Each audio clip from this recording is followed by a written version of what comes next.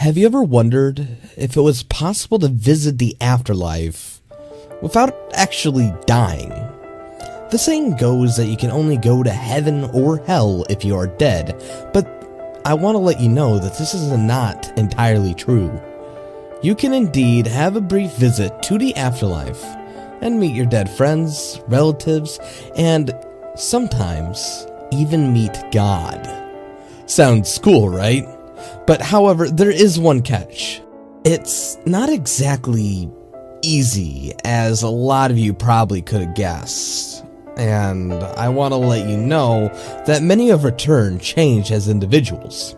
Some even choose to make their own lives afterwards, many have lost their sanity, and only a small percentage remained what you would call okay in terms of societal standards. In fact, I got a journal entry later down the road. Even though all refused to describe what they saw, I'm actually fairly different. I have been both to heaven and hell several times, and in this article I'm going to describe how to visit hell and meet some of your dead relatives that have sinned throughout their moral lives. For the journey, you will need to be a well-rounded individual with a strong mentality. Otherwise, you'll not be able to cope with what you see. Most importantly, you will need to have killed somebody. That is right. You'll need to at least kill one person in your life before making this transition. First, you head over to your nearest church from 12 to 1 a.m. on a Sunday night. If the door is locked, gain entry somehow. If it's impossible, try the second closest church. I'm pretty sure there's one clumsy pastor out there. Once inside, approach the altar, kneel down in a praying position. Then, make sure you absolve yourself of any sort of tone. You have to really make yourself sound monotone, and repeat the following scripture clearly. If you did this correctly, you should fall asleep instantly and wake up in your room. On the edge of your bed should be a piece of paper. On that piece of paper, there should be a link to a website. This link can vary from person to person. It really depends on how you lived your life, who you killed, and in general, what kind of person you are. Find an old computer. Make sure there is no internet connection whatsoever. And that is an important rule to understand. There better be goddamn no way to make any sort of communication to the outside world as you do this. You don't want any horrifying demons imagining, well, you know, knowing your locations. Boot up the computer, load up the internet browser, and enter the link. Despite the lack of internet connection, you should be directed to a black page with a hyperlink in the middle stating your name and date of death. Whatever you do, do not click on that hyperlink. Instead, save the page and view the HTML in a notepad. Scroll to the bottom of the document and there should be an address. Make sure you write this down. Once finished with the computer, take it as far away from you as you can and destroy it. Never return to the church you visited ever again. It's now hallowed ground, and should you offend God, you may find yourself dealing with some unpleasant misfortune. A week later, visit the address you wrote down. Should be an old abandoned warehouse that you could have sworn was never there before, or perhaps you do remember it in some sort of past life. Maybe it's not a warehouse, but in fact, it's a old childhood building that you remember. Maybe a friend's house that moved away a long time ago. Or perhaps it'll just be an open field with a small shack in the middle of it. Either way, there will be something at that address you wrote down. Do not enter this building, however, no matter how tempting it may be. Instead, knock on the door exactly 6 times. If any more or less, you'll be greeted by the devil himself, and you will be damned to a place far worse than hell. If all is well, an old man should open the door and hand you a blank CD with the words Hell.EXE written onto it. Isn't Satan lovely? Man, he's such a good person to actually, try to convert these new rituals to meet our new sentiments of life. However, as you may imagine, someone like that is still a little behind on the times. Oh, you'll know. Satan.exe may be converted into an iTunes file later down the road.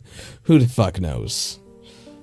Run this onto another PC you're willing to sacrifice. Make sure this isn't something that you intend to use afterwards, because this PC will not be able to be used properly, with no inward or outward communication. On the CD should be two files, Diablo.jpg and Hell.exe. Do not fucking view Diablo.jpg. Come on, I want to have a little fun. It will cause you to rip your own eyes out. Don't worry. It does not have a thumbnail, so you should be, quote, fine. Trust me, everyone else who's seen it has met some fairly gritty ends. Just run Hell.exe. Instantly, your mother should start flickering, and gruesome pictures of her mutilated corpse of your dead relatives should flash quickly on and off on your screen. Then, a window should pop up with two buttons, one saying come, one saying leave. Now, right now is your last chance to turn back, but why would you want to turn back? You've already killed someone to get this far. Did you really let something as a little leave button let you deter yourself from seeing the luxurious views of hell? I think not. If you want to visit hell, click come. If not, click leave, and you will fall unconscious and wake up in your bedroom with no memory of Hell.exe even existing, and all evidence of its existence will be lost, and you'll just have to cope with the fact you murdered someone for no reason.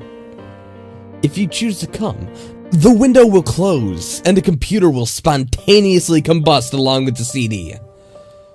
Do not leave your room you're in. Just let the flames spread until the heat knocks you unconscious. You should wake up in a hospital bed in a dark room with absolutely no clothes on. But do not get out of the bed. Just lay there, for after about 5 minutes, two people should enter the room. I cannot be any clearer on this. Keep your eyes tight and shut. I will repeat this, because some people are idiots. Keep your eyes tight and shut. When they approach your bed, if you look at them, they will rip you into pieces. They're very sensitive in that manner. They will discuss in familiar voices about how unfortunate your death was, and they'll describe it in complete detail. This applies to date of death, and, it will usually have some details like that little date you found on that website we did not cover not just too long ago. Cover your ears if you do not want to hear your own fate. Afterwards, they should leave your room hastily. Wait about 10 minutes, then exit this. Usually some people can get around with 5 minutes or maybe 4 minutes, but do you really want to cut it that close? Especially when you're talking about getting killed. Once you have exited the room, you should be in a very long corridor with the lights out. Start walking down this corridor. Once you have walked for about 3 kilometers, all of the lights should turn on. When this happens, fucking run. Run as fast as you can down the corridor. Run until you reach a fire escape door. Throw yourself out the door with full force. If you do anything less, you will be stuck. And then slam this door shut as soon as you burst through. Now, you want to know what this place is called. You may be thinking, oh man, I must be in hell now. What a lovely little place this is. It's kind of quaint. Maybe I should take a picture, but no. You're now in limbo. Your surroundings should be a large desert-like wasteland with no signs of life. Search the vast emptiness for a sharp rock or a cliff edge, something you can use to end your own life. You're gonna need to end it now. I mean, of course you didn't want to do it before, but now you have to do it. In order to reach hell, you need to kill yourself in limbo. Be cautious when exploring though. Even though this isn't hell, some monsters are still lurking around. And lurking about in caverns, and they will try to turn you into one of them. They're not as dangerous as the monsters you'll encounter in hell though. These are just unbaptized souls cast in limbo to expend an eternity, endlessly, exploring the dark, endless cavern systems. Before killing yourself, you must remove your eyes from their sockets and deafen yourself somehow. You should have only your sense of touch and taste and smell left. You cannot ever see or hear in hell. If you value your sanity, that is. I mean, a lot of people don't give a shit. They want to see hell. But you yourself want to keep what makes you, you. So in order to value your sanity, you must remove these properties from yourself. Don't worry though, once you return to the human state, you'll have all of your senses back, I promise. When you leave hell, simply shout this Latin phrase as loud as you can.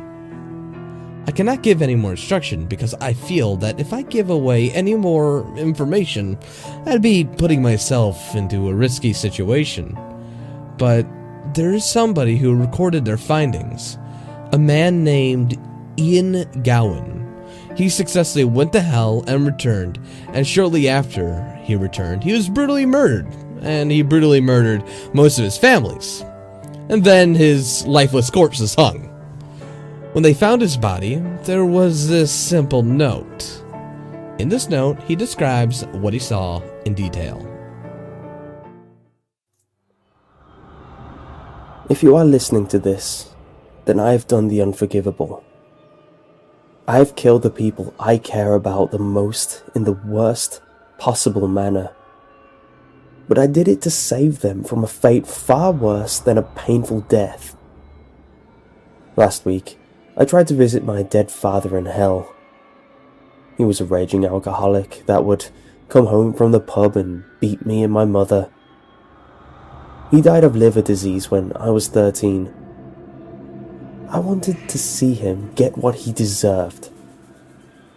What I saw in hell was something mortals should never experience in their lifetimes.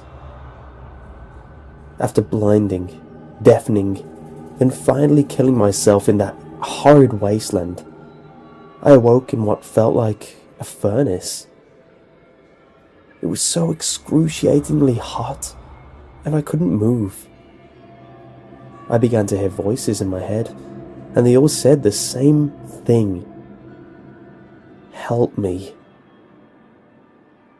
The voices were of many people I knew that had died. The voices grew louder and louder, and my surroundings got hotter and hotter, until everything stopped. I then saw something that I cannot begin to describe. I saw every sin and act of violence, greed, bloodlust, and gluttony played out all at the same time in my head. I felt the worst feeling of, how can I describe it, melancholy I've ever experienced in my life. I felt as if nothing mattered anymore. That's when he arrived. Suddenly my sight returned, but all I could see was darkness. But then something appeared in front of me. I cannot describe its appearance, but all I can say is it was not human or a recognizable being, but it was an entity of pure, unadulterated terror. I knew this was the devil. He talked to me telepathically, not in any recognizable language, but I somehow fully understood what he was saying. He told me the fate of the universe and what I must do. My duty. I owe him my soul. I owe him my soul. I owe him my soul. I owe him my soul. I owe him my soul. I owe him my soul. I owe him my soul. I owe him my soul.